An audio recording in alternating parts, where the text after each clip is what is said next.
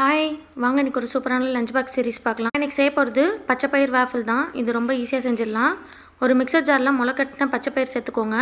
2 துண்டு இஞ்சி, 1/2 பச்சை மிளகா, கொஞ்சமாக வெங்காயம், ஒரு 1/2 ஸ்பூன் சீரகம், ஒரு 1/4 ஸ்பூன் பெருஞ்சீரகம், கொஞ்சமாக கொத்தமல்லி தழை.